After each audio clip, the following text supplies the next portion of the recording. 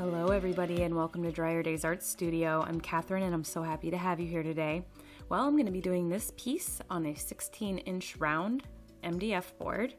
And I had made a bunch of these resin cabochons.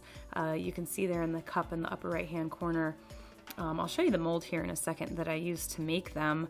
And you know, when I'm doing my resin work, I tend to have a lot of just plain clear resin left over. And I would have this mold sitting there, and so I would just fill it with the clear resin that I had left over, and I ended up making just a ton of these clear resin cabochons. And so I decided, you know, what can I use these for? What can I incorporate these into? And I decided to try to do a big piece incorporating them in. So this is that piece. This is just a plain little craft glue that I got at Hobby Lobby a long time ago. You don't have to be picky about the kind of glue that you're using, just as long as you make sure it dries clear. And I'm just laying a little bit of glue on the underneath rim of these cabochons and laying them down in where I want them. These are the colors I'm going to be using. I used the 3 craft paints up there by Folk Art. I'm just showing you there my little painter's pyramids that I love. But I did use the craft paint to get my base in the background, and I'm going to incorporate that into my resin.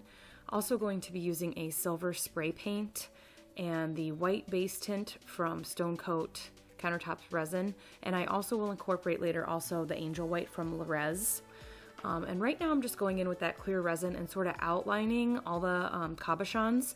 They are glued down, they're not moving, but I wanted this to look like one fluid piece without any separation.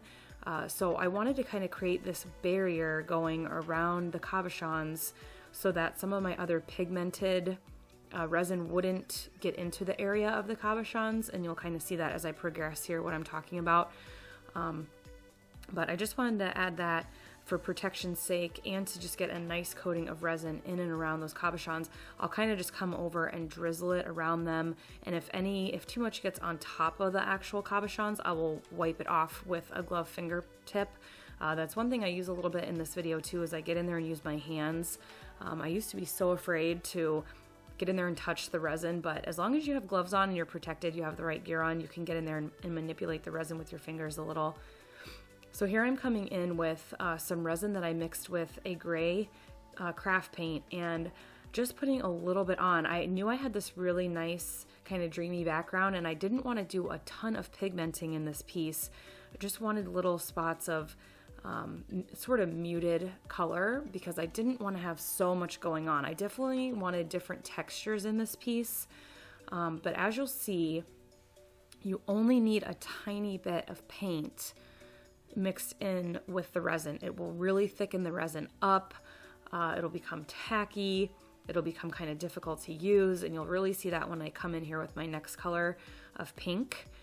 This one I didn't add a ton of the gray in, so it's a little bit more easy to manipulate around the board. And after I come in with each color, I do drizzle a little bit of clear resin on top. I encourage you guys to try this.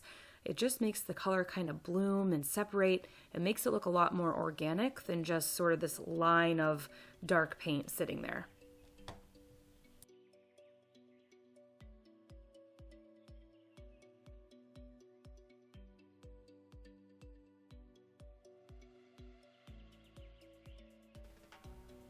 Here's that paint I was talking about, and you can see just how thick and sticky it is. I mean, it's like sticking to the cup and my stick, and I'm sort of having to drag it along here. That is what happens when you add too much paint to your resin cup. I did want this, however, to be happening because I wanted some different textures. I knew that I wanted to add a ton of that color in here to make it a thicker, tackier consistency, but just be aware of that when you are mixing, that you only need a tiny bit of additives when you're adding them to resin. If you're using mica pigment or pigment paste, you really only need a 10% ratio of that to however much resin you have that you're mixing it into. And again, coming in with that clear, going over it. The clear also kind of adds as another little barrier between the next color that I'm going to come in and incorporate, which is this white here. And this is the white base tint by Stone Coat Countertops. Like I said, I do come in when I do a second layer, and I use the Angel White by Resin, which is probably my favorite white. I really like it a lot. But when I'm using Stone Coat resin, which I'm using here, I do like to use some of their products too and just keep that incorporated. I will say, if you guys need any tools, any resin, any pigments, if you need wood cutouts, anything, please check out the video description, because I do link everything that I use, and I am affiliates with all the people that I represent. And so when you click on those links and you buy from those affiliates of mine, it does help support my channel, and I greatly appreciate it. You guys, I've really been seeing a lot of love and support, and I'm so happy because it lets me be able to continue doing this, which I love. I love not only making the art, but I love making the videos too. So thank you so much for all your support out there. I did just get this new heat gun that has some attachments to go on the end of the nozzle there, and I do really like this heat gun. I just got it. This was my first piece I was trying it on. I did purchase it on Amazon, so if you want to find that, the link will be down in the description. You can also find it in my Amazon store, which is also linked in the description. So I want to explain what I'm doing here.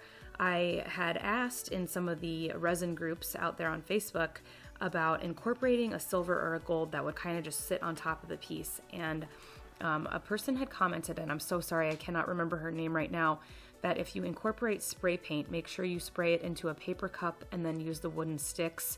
That she had tried using it in plastic before, and it had melted the plastic and the instrument she was using to mix it. So I am coming in now after I have already torched the piece and gotten all the bubbles out that I want to get out, and I'm laying the spray paint on, because spray paint can be flammable, so I really don't want to have to hit it with the heat again. I will say that Stone Coat also recommends, if you're going to use a spray paint or like alcohol, rubbing alcohol, to wait a couple of minutes after it's set into the resin before you torch it. And here I am actually coming in with some silver leaf. I've never used silver leaf or gold leaf in my pieces before, and I'm just coming in, I'm kind of selecting the pieces I want out of a little Dixie cup there, and I'm using tweezers to lay them in very gently, and you can just literally lay them on top, and they will settle down into the resin and not move. This is again why I did this at the end. I wanted to make sure I was done with my heat gun, because if I come in with that air and blow it, it will blow the gold or silver leaf all over the place. This has been about 24 hours that I've let the project sit, and I'm coming back in. I want to do a second layer. There were a couple things going on here why I wanted to do a second layer. The pink that I used had, as it cured, it just was really kind of orange looking, and I wanted this to be more gray, light pink, cloudy, kind of. I really didn't want anything too bold, and it just was really too dark for me. So I'm coming in with a lighter pink here.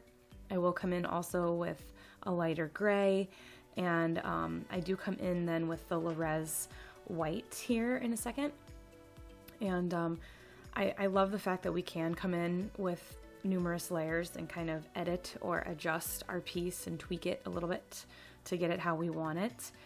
So there is that white from the Resin. I really wanted the white to pop, and it wasn't, and this is just such a true bright white from Resin. It's the Angel White. Again, if you guys need any products, please check out the video description, because I get that pigment from Laura's Art Corner, and it's great stuff. I really love the Resin pigment paste.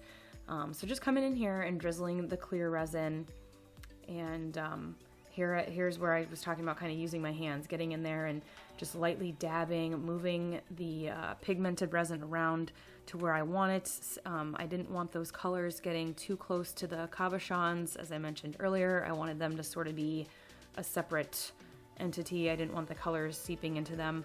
So just coming around here, making sure the resin is all around my edges.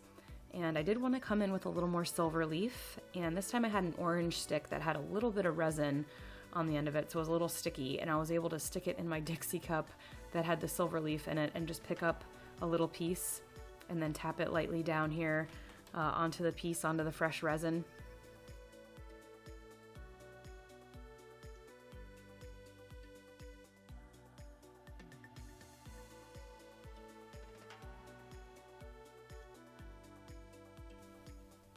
I also came in with a little bit more of that silver spray paint again as well. I really liked the effects I was getting with that, and I wanted just a little bit more.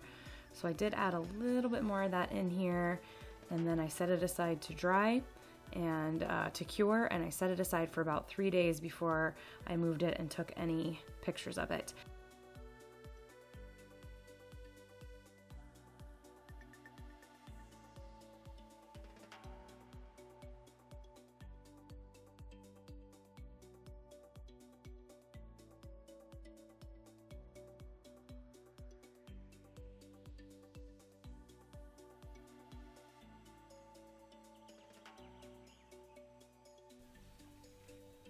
And here is that final product from a different view.